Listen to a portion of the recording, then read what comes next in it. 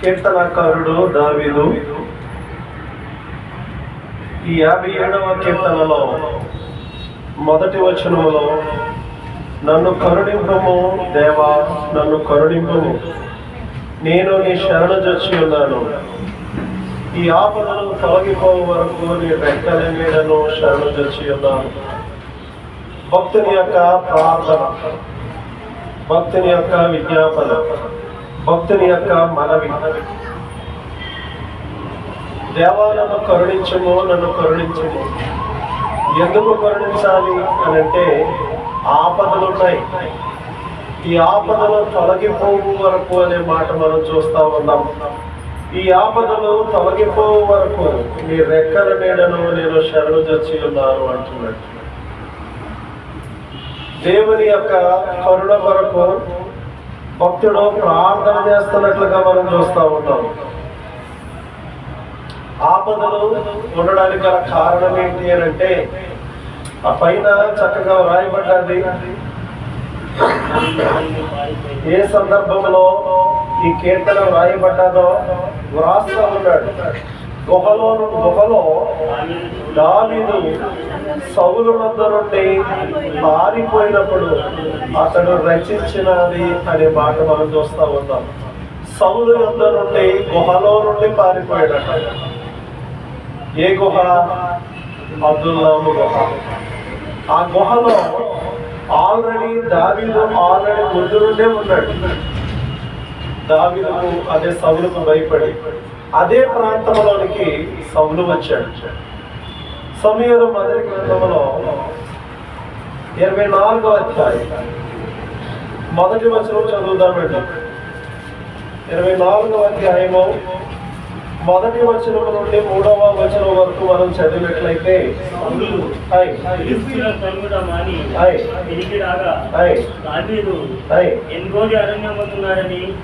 అతనికి వర్తమానం వచ్చింది. అప్పుడు సౌలు ఇశ్రాయేలులందరిలో నుండి 3,000 మందిని ఏర్పరచుకొని వచ్చి కొండ మేకలకు వాసములకు శిలాపర్వతం మీద దావీదును అతని జనులను వెతుకుటకై బయలుదేరెను. మార్గములనున్న గొర్రెదొడ్లకు అతను రాగా అక్కడ గుహ ఒకటి కనబడెను. కదండి, గుహ. ఆ గుహ ఒకటి కనపడినట్లుగా మనం చూస్తా ఉన్నాం. ఇప్పుడు గుహలో ఇంటికి చదువుకోండి, దావీదు ఉన్నాడు. ఇప్పుడు సౌలు గుహలోకి వచ్చాడు. గుహలో దాగిన వాడు దావీదు. గుహ దగ్గరికి శంకరావృత్తి కోసం వచ్చాడట. అంటే యూరిన్ పోసుకోవడానికి వచ్చాడు సౌలు రాజు. ఇప్పుడు దావీదును అతని జనులు అందులో ఉన్నారు. ఈ పరిస్థితిని బట్టి మనం ఆలోచన చేస్తే, దేవుణ్ణి ఇప్పుడు ప్రార్థన చేస్తున్నాడు. దేవా, అక్కడ 3,000 మందిని ఏర్పాటు చేసుకొని సౌలు నన్ను తరమడానికి వచ్చాడు, నన్ను పట్టుకోవడానికి వచ్చాడు. మరి నీవు నన్ను కరుణించాలి. ఈ ఆపద నుండి తొలగిపోయే వరకు నీవు నన్ను కరుణించాలి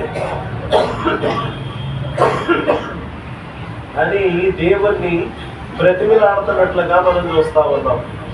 ఆపద తొలగిపోవాలి. ఆయన 3,000 మందిని పట్టుకొని దావీదును వెతకడానికి వచ్చాడు. కాబట్టి దేవా, నీ శరణు జొచ్చి ఉన్నాను. ఇప్పటి వరకు ఆపదను తొలగిపోయే వరకు నేను నీ శరణు జొచ్చి ఉన్నాను. కాబట్టి నన్ను కరుణించుము అని దావీదు ఆ గుహ లోపలి భాగంలో ఉండి దేవునికి మొరపెడుతున్నట్లుగా మనం చూస్తా ఉన్నాం. అక్కడ నుండి దేవుడు కరుణించగా దావీదు అక్కడ నుండి బయటికి పారిపోయాడు. కాబట్టి పారిపోయినటువంటి దావీదు మాట్లాడుతున్న మాట, ఈ ఆపదల నుండి నన్ను తొలగిపోయే వరకు నీవు నన్ను ఏం చేయాలి అని అంటే, కాపాడాలి, కరుణించాలి. నేను ఎక్కడికి వచ్చాను? నీ రెక్కల నీడకు వచ్చానని మాట్లాడుతూ ఉన్నాడు. నీ రెక్కల నీడను శరణుజొచ్చి ఉన్నాను అనే మాట మనం చూస్తూ ఉన్నాం. ఆపదలు ఉన్నాయి, 3,000 మంది ఉన్నారు. వారు ఎలాంటి వారు? 3వ వచనంలో రాయబడ్డారు, వారు మృంగేవారు అన్నాడు. ఇంకా అంటే నన్ను మృంగబోరు వారు అన్నాడు, అనగా మృంగేవారు. దూషణలు పలుకువారు అన్నాడు, అంటే దూషించేవారు. ఇంకా చూసినట్లయితే వారు సింహముల వంటి వారు అన్నాడు, అంటే సింహముల మధ్య నేను ఉన్నాను అంటున్నాడు. వారు కోపోద్రేకులు అన్నాడు, నేను కోపోద్రేకుల మధ్య పండుకొని ఉన్నాను అంటున్నాడు. ఆ గుహలో పండుకొని ఉన్నాడు కాబట్టి కోపోద్రేకుల మధ్య ఉన్నాం. వారి దంతములు శూలములు అంటున్నాడు, అవి అమ్ములు అంటున్నాడు. ఏమండి, వారి నాలుక వాడిగల మంగళ కత్తి అన్నాడు.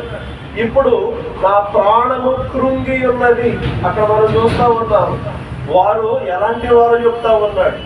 వారు సింహాల వంటి వారు అన్నాడు, వారు కోపోద్రేకులు అన్నాడు, వారు దంతములు శూలములు అన్నాడు, వారి నాలుక మంగళ కత్తి వంటిది అంటున్నాడు. ఈ విధంగా మాట్లాడుతూ వారి మధ్య నేనున్నాను, నా ప్రాణమును కాపాడు, ఈ ఆపదను తొలగిపోయే వరకు నీవు నన్ను కాపాడాలి దేవా అని భక్తుడైనటువంటి దావీదు దేవుని సన్నిధిలో దేవుని శరణు చొచ్చినట్లుగా మనం చూస్తా ఉన్నాం.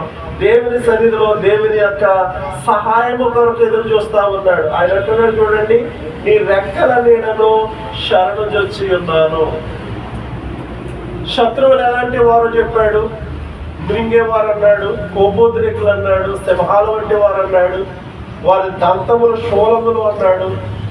ఆ విధంగా మాట్లాడుతూ వారి మధ్యలో నుండి నన్ను నువ్వు ఏం చేయాలంటే రక్షించాలి.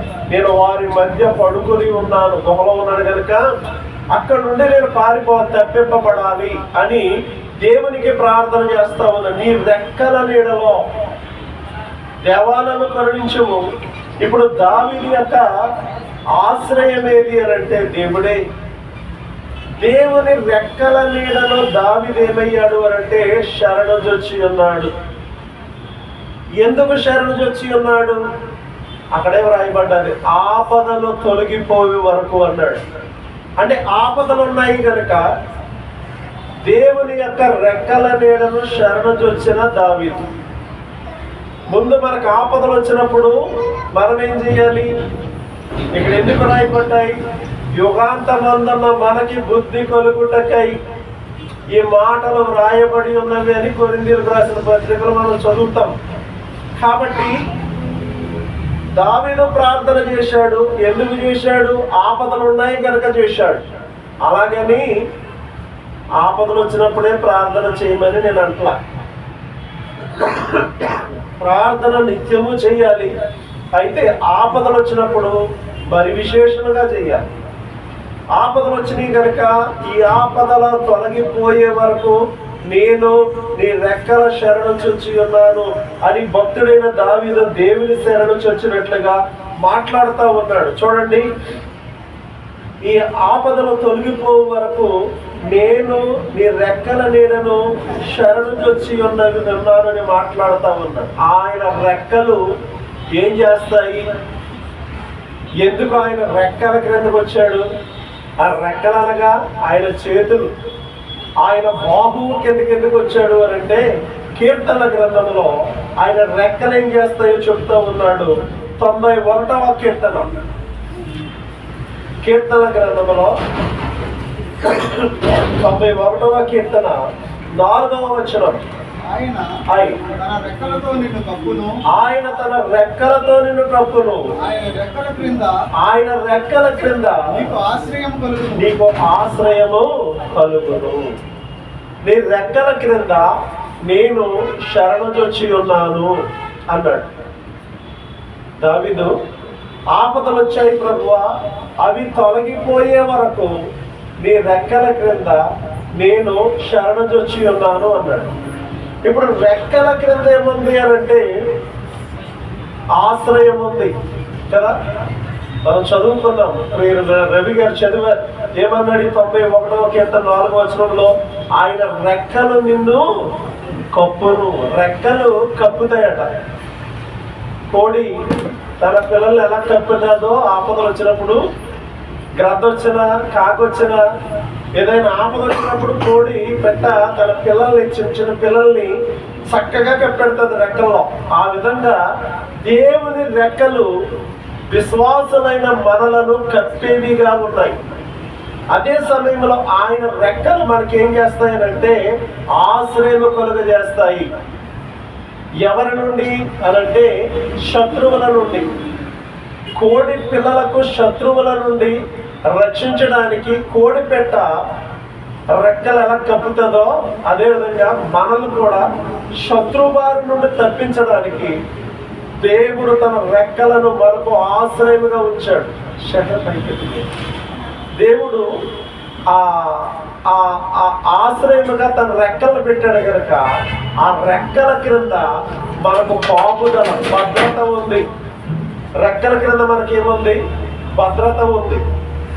భద్రత ఉంది, ఆశ్రయం ఉంది. కనుక విశ్వాసులమైన మనము ఇక్కడ నేర్చుకోవాల్సిన పాఠం ఏంటంటే అనంటే, ఎప్పుడైనా శ్రమలు వచ్చినప్పుడు, శోధనలు వచ్చినప్పుడు, కష్టాలు వచ్చినప్పుడు, ఆపదలు వచ్చినప్పుడు, ఇబ్బందులు వచ్చినప్పుడు ఆయన రెక్కల క్రింద శరణొచ్చే వారముగా ఉండాలి. ఆయన రెక్కల క్రింద ఉంటే మనకు ఆశ్రయం ఉంది, నీడ, ఆధారం. ఆయన రెక్కలే మనకు ఆధారం. ఆయన రెక్కలు మనకు ఆశ్రయం. ఆయన రెక్కలు మనల్ని కప్పుతాయి అని దేవుని లెక్కలు మాట్లాడుతుంది. రెండవదిగా ఆయన రెక్కలు ఎలాంటివి అంటే 17వ కీర్తన 9వ వచనం అండి. 17వ కీర్తన 9వ వచనంలో నీ రెక్కల నీడ క్రింద నన్ను దాచుము అన్నాడు. ఎక్కడ దాయాలంట? నీ రెక్కల నీడ క్రింద నన్ను దాచుము. రెక్కలు కప్పుతాయని, రెక్కలు ఆశ్రయంగా ఉంటాయని 91వ కీర్తన 4వ వచనంలో చెప్పుకున్నాం. ఇప్పుడు ఈ 17వ కీర్తనలో 9వ వచనం అంటున్నాడు, నీ రెక్కల నీడ క్రింద నన్ను దాచుము. రెక్కలు దాచేవి. రెక్కలు ఏం చేస్తాయి? దేవుని రెక్కలు 3 విషయాలు. రెక్కలు కప్పుతాయి.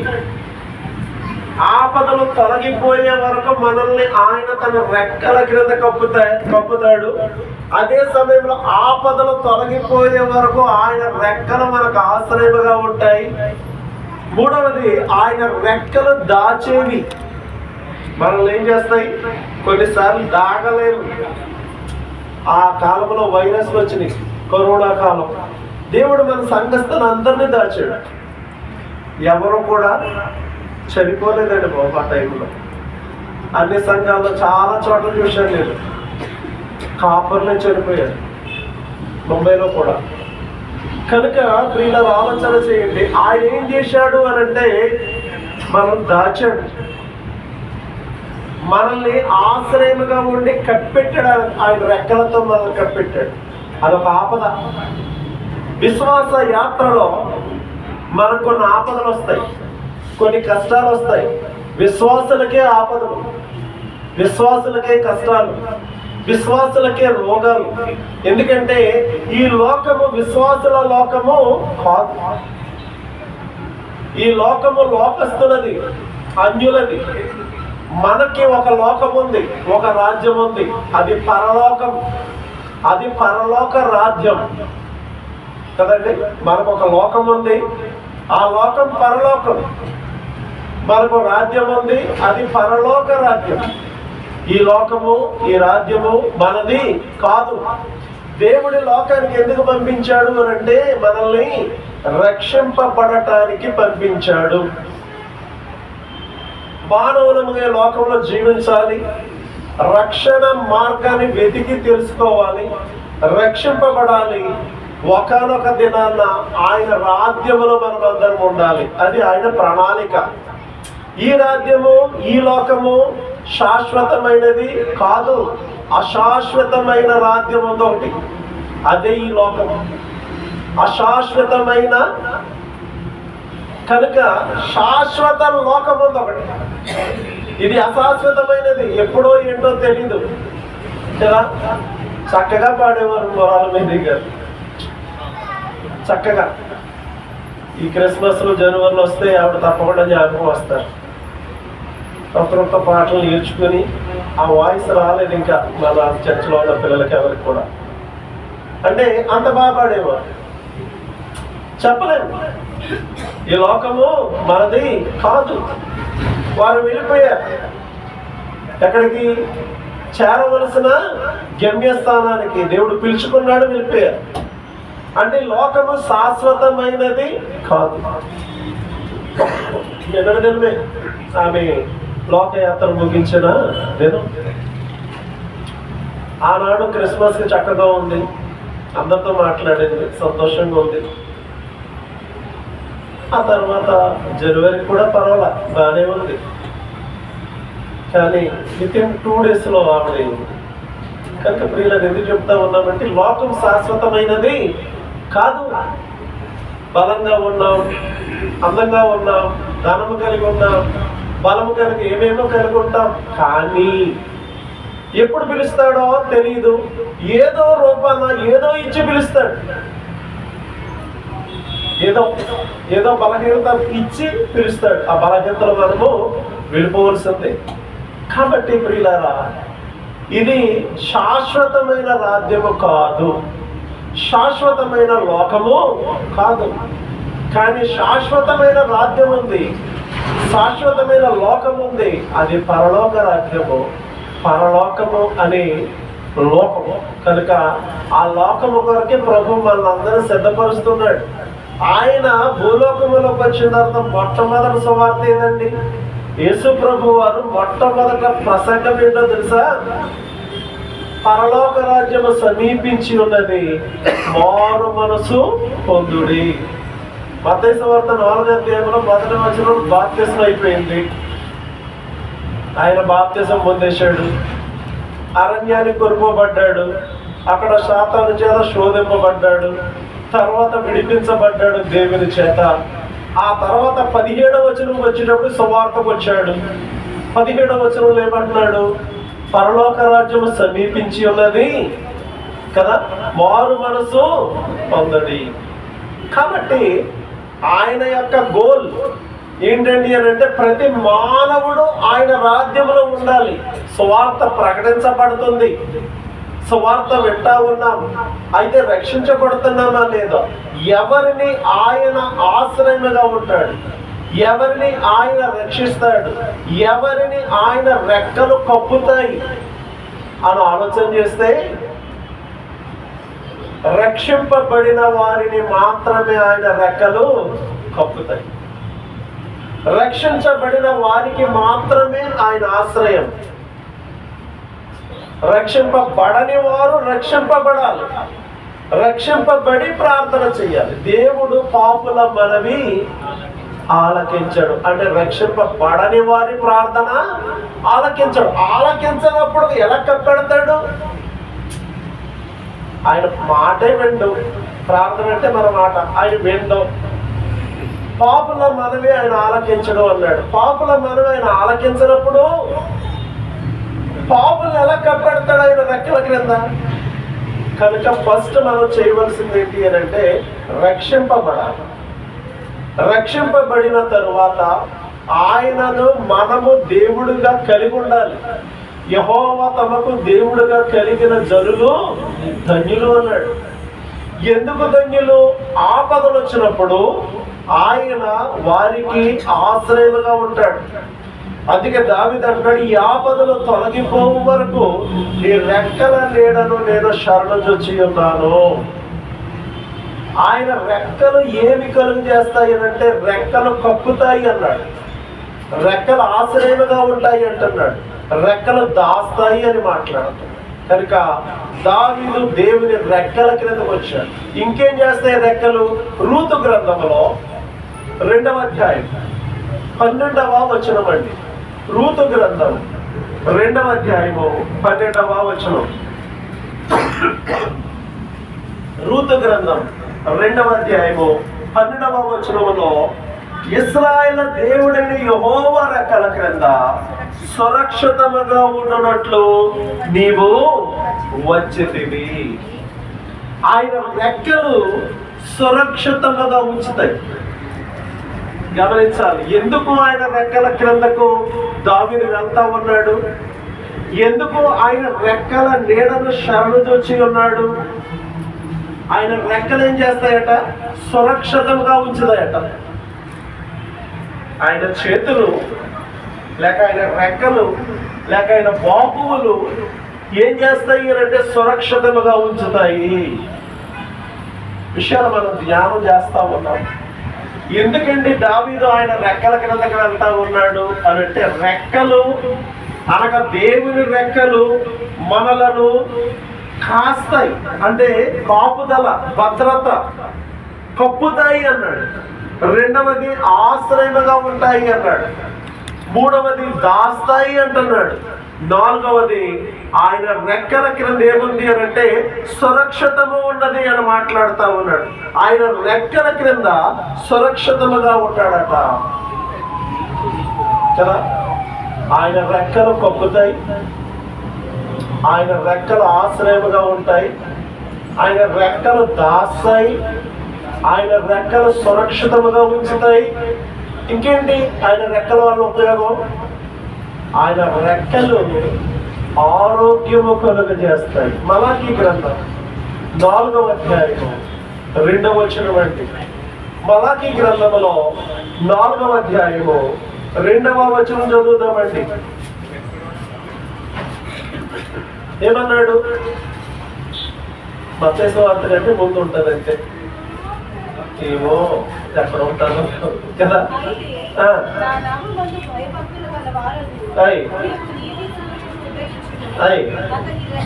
అతని రెక్కలు మీకు ఆరోగ్యము కలుగ చేయును. అతని రెక్కలు మీకు ఆరోగ్యము కలుగ చేయును. నీతి సూర్యుడు కదా ఉదయించాడు కదా. గత వారంలో మనం అదే ధ్యానం చేశాం.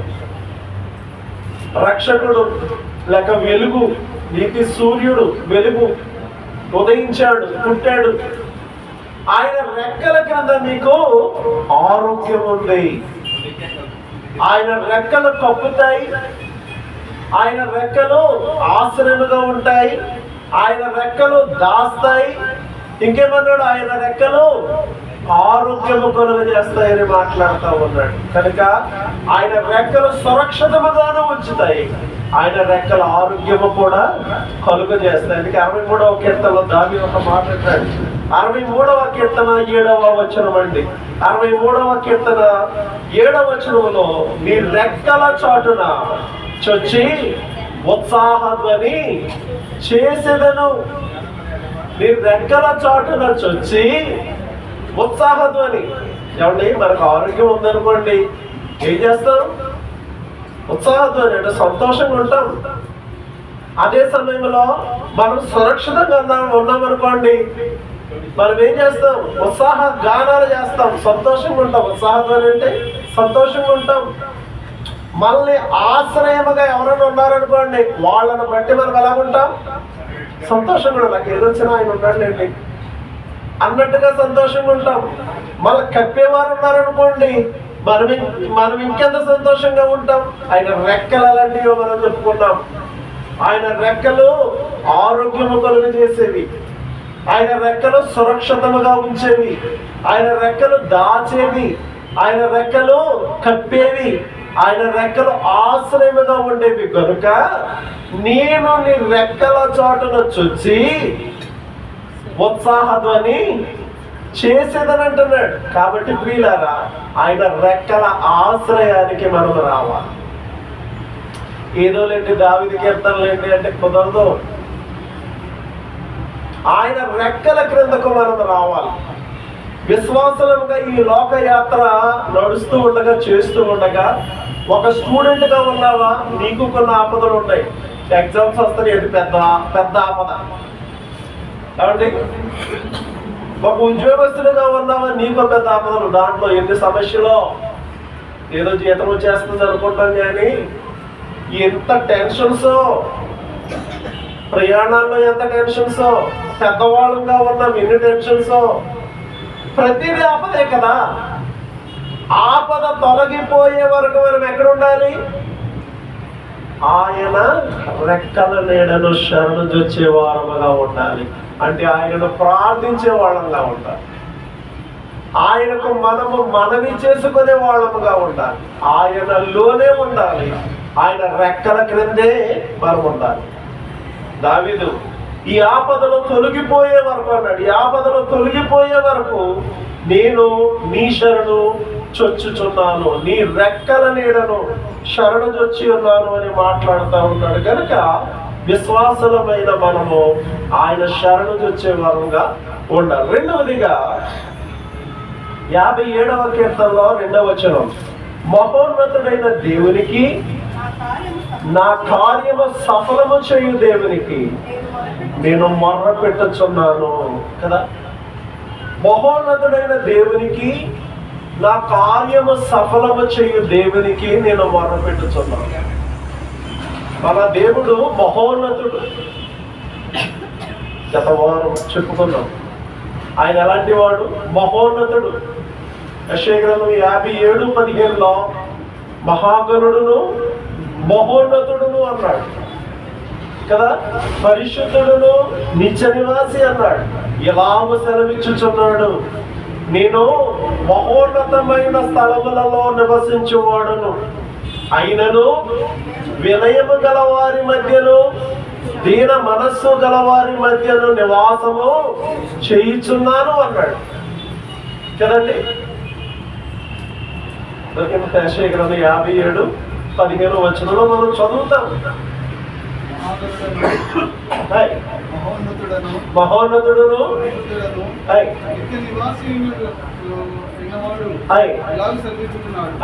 నేను మహోన్నతమైన పరిశుద్ధ స్థలములో నివసించువాడను, అయినను వినయము గల వారి ప్రాణమును ఉజ్జీవింపజేయుటకును, కలిగిన వారి ప్రాణమును ఉజ్జీవింపజేయుటకును, వినయము గల వారి యొద్దను దీనగల మనస్సు గల వారి యొద్దను నివసించుచున్నాను. చాలండి. అంటే ఆయన మహోన్నతుడు. మహోన్నతుడైన దేవుడు అంటే మహా ప్లస్ ఉన్నతుడు, అందరికంటే ఉన్నతుడు. లోకంలో దేవుళ్ళు అన్న వాళ్ళు ఉన్నారు కదా, చాలా మంది అంటారు కదా, చాలా దేవుళ్ళు ఉన్నారు అని అంటారు. వారందరికంటే మహోన్నతుడు, ఉన్నతమైన శిఖరముల మీద ఆసీనుడై ఉన్నవాడు.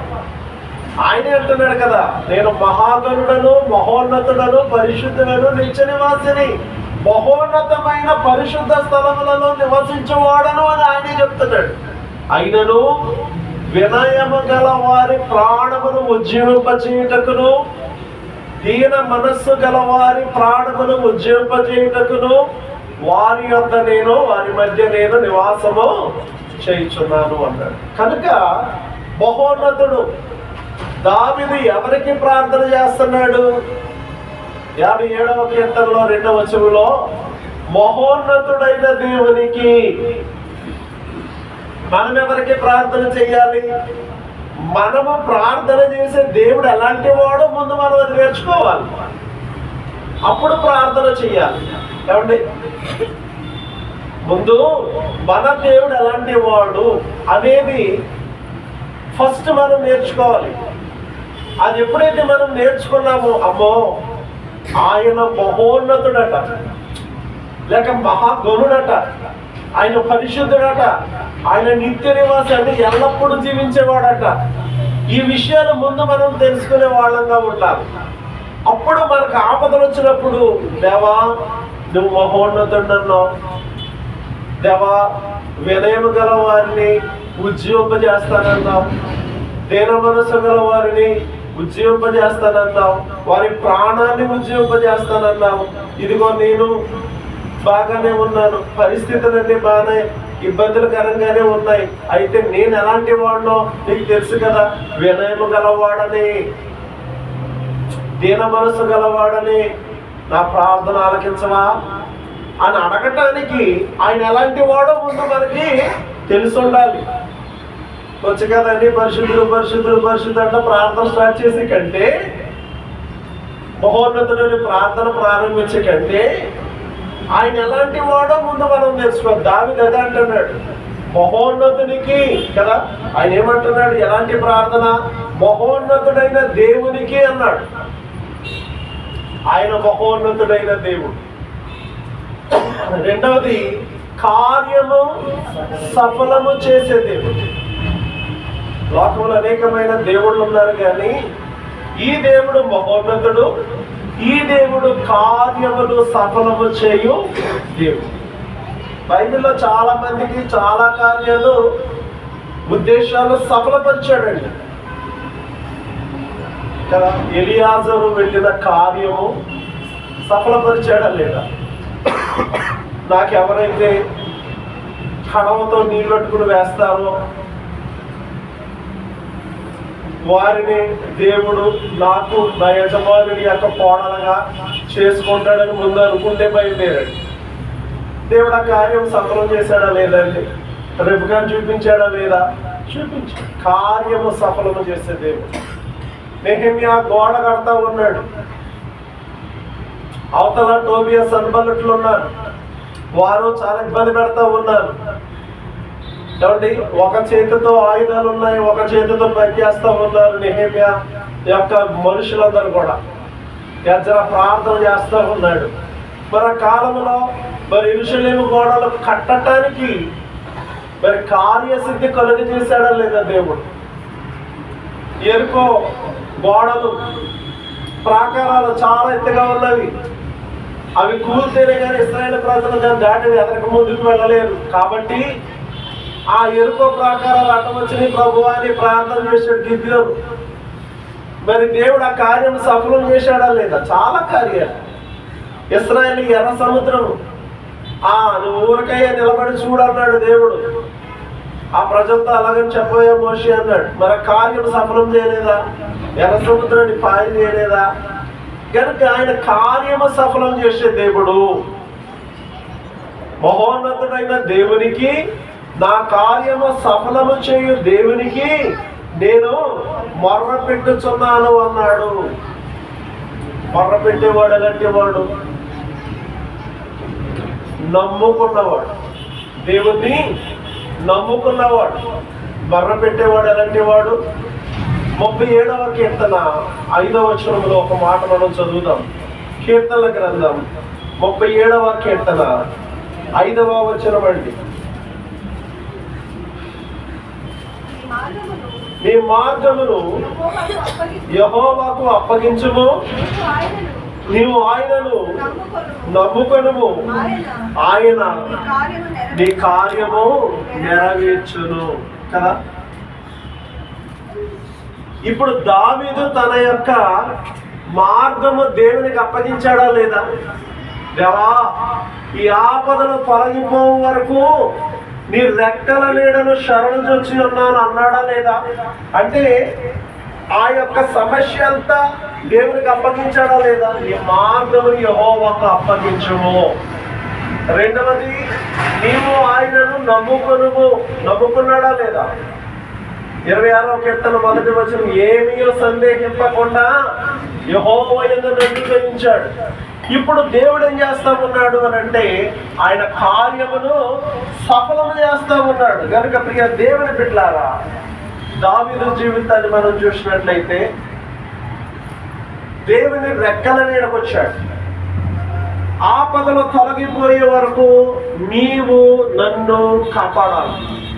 దేవుడు దావీదును సురక్షితముగా కాపాడాడు, చక్కగా దాచాడు, తన రెక్కలతో దాచాడు. ఇప్పుడు దావీదు తప్పించుకున్నాడు. నా కార్యము సఫలము చేయి దేవునికి నేను ప్రార్థన లేక మొర్ర పెడుతున్నాను అన్నాడు. తర్వాత చూడండి 57వ కీర్తన 3వ వచనంలో, ఆకాశము నుండి ఆజ్ఞ ఇచ్చి నన్ను రక్షించుము అన్నాడు. ఆకాశము నుండి ఆయన ఎక్కడుండే దేవుడు? ఆకాశంలో సింహాసనం అన్నాడు కదండి. మరి ఇంకేంటి అలా చూస్తారు? ఆయన ఆకాశమందున్న దేవుడు. అందుకే ఆకాశము నుండి ఆజ్ఞ ఇచ్చినను రక్షించు. ఆయన ఆకాశమందుండే దేవుడు. అత్యున్నతమైన సింహాసనం మీద ఆయన ఆసీనుడై ఉండుట నేను చూచితిని. ఎవరన్నారు?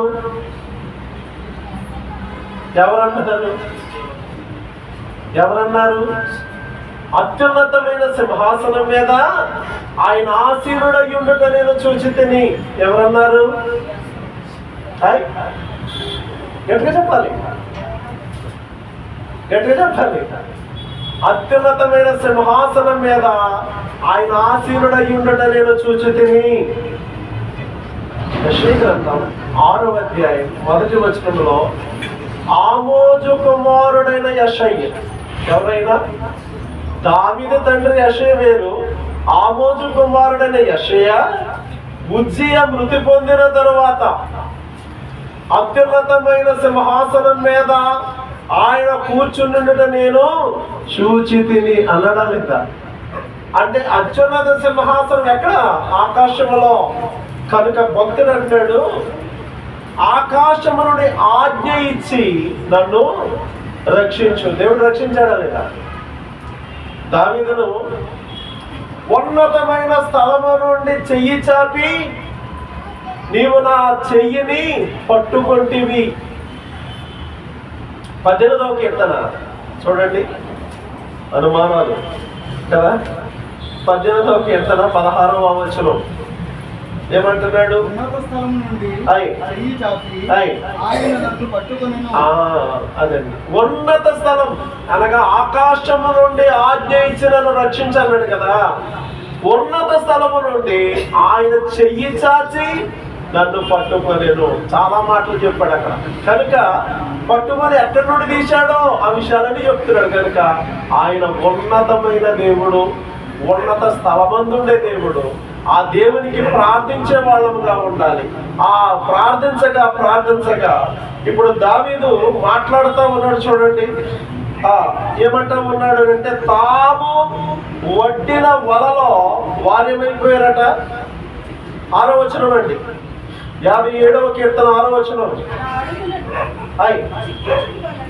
నా అడుగులు చిక్కించుకొనుటకై వారు వలలోకిరి నా ఎదుట గొంట త్రవి దానిలో తామే పడిపోయారు. దేవా, వారు నన్ను పట్టుకోవాలనుకున్నారు, గొంట తవ్వారు. అయితే నేను నీకు ప్రార్థన చేశాను, నీ రెక్కల శరణు చచ్చాను. నీవు నన్ను ఉన్నత స్థలములో నుండి చెయ్యి చాపి పట్టుకొని రక్షించావు. ఈ ఆపదలు తొలగిపోయే వరకు నీ రెక్కల నీడలో నన్ను దాచావు. ఇప్పుడు వారు నన్ను పట్టుకోవాలని గుంట తవ్వారు, కానీ ఆ గుంటలో తానే పడిపోయిరి. అంత క్లియర్ గా చెప్తున్నాడు చూసారా? ఆ గుంటలో తామే పడిపోయిరి. కనుక 7వ వచనములో నా హృదయము కదా. ఇప్పుడు ఎంతో ఆనందం, ధైర్యంగా ఉంది. నిబ్బరంగా ఉంది అంటే ధైర్యంగా ఉంది. అప్పుడు వరకు భయం ఉంది, ఏమో అనే ఆలోచనలో ఉన్నాడు. ఇప్పుడు ఏమైంది? వారు ఎప్పుడైతే ఇతని కొరకు త్రవ్విన గుంటలో వారే పడిపోయారో ఇతనికి ఏం కలిగింది? నిబ్బరం కలిగింది. ఇప్పుడు నా హృదయము నిబ్బరముగా ఉంది. 7వ వచనంలో లాస్ట్ లో నేను పాడుచు స్తుతిగానము చేసేదను కదా. నా హృదయం నిబ్బరంగా ఉంది కాబట్టి ధైర్యంగా ఉన్నాను. నేను పాడుచు స్తుతిగానం చేస్తాను. ఇంకా చూడండి 8వ వచనం చివరి భాగంలో నేను వేకువని లేచేదను కదండి. నేను వేకువని లేచేదని మాట్లాడుతూ ఉన్నాడు. 10వ వచనంలో అంటున్నాడు, జనములలో నీకు కృతజ్ఞతాస్తుతులు చెల్లించేదను, ప్రజలలో నిన్ను కీర్తించేదను కదా. ఆపదలు వచ్చాయి, దేవునికి ప్రార్థన చేశాడు. ఆపదలు తొలగిపోయే వరకు నేను నీ రెక్కల నీడలో శరణొచ్చి ఉన్నాను అని ప్రార్థన చేశాడు. ఆయన రెక్కలు ఎలాంటివి? సురక్షితముగా ఉంచేవి, ఆరోగ్యముగా ఉంచేవి, అవి కప్పేవి, అవి దాచేవి, అవి ఆశ్రయముగా ఉండేవి. ఇప్పుడు దావీదు ఆశ్రయముగా చక్కగా కప్పబడ్డాడు. ఎప్పటి వరకు? ఆపదలు తొలగిపోయే వరకు. ఆపదల కొరకు సిద్ధపరిచినటువంటి వారు గుంట త్రవ్వారు. ఎవరి కోసం? దావీదు కోసం. ఆ గుంట త్రవ్విన గుంటలోనే త్రవ్విన వారు పడిపోయారట. ఇప్పుడు దావీదు హృదయం ఎలా ఉంది? నిబ్బరంగా ఉంది. ఎందుకు? దేవుడు అతని ప్రార్థన ఆలకించాడు, అతనికి విజయాన్ని చేకూర్చాడు. కాబట్టి నేను పాడు చూస్తున్న గానము చేసేదను, వేకువనే లేచేదను. నీ ప్రజలందరి ఎదుట నేను నీకు కృతజ్ఞతాస్తుతులు చెల్లించేదను, నిన్ను నేను కీర్తించేదను అన్నాడు. కనుక ఆపదలు వస్తాయి, కష్టాలు వస్తాయి, రోగాలు వస్తాయి, బాధలు వస్తాయి, ఇబ్బందులు వస్తాయి, రకరకాల ఈ లోకంలో ఉన్నాయి, అన్నీ మనకు వస్తాయి. అయితే భయపడకుండా దావీదు దేవుని శరణు చూచాడు, ఆయన రెక్కల నీడకు వెళ్ళాడు. మనం కూడా ఆయన రెక్కల నీడను ఆశ్రయించినట్లయితే దేవుడు ప్రతి ఇబ్బంది నుండి, ప్రతి కష్టము నుండి, ప్రతి ఆపద నుండి తొలగించి మనల్ని నిబ్బరముగా ఉండేటట్లుగా చేస్తాడు. అప్పుడు మనం ఏం చేసే వాళ్ళంగా ఉంటాం? ఆయనను పాడి స్తుతించే వాళ్ళంగా ఉంటాం. ఆయన ప్రజలందరి ఎదుట ఆయనను గురించి కీర్తించే వాళ్ళం, ఆయనను కృతజ్ఞతాస్తుతులు చెల్లించే వారంగా ఉంటాం. కాబట్టి ఈ మాటలు బాగా హృదయంలో భద్రపరచుకోండి. ఆపదలు వస్తాయి, భయపడవద్దు.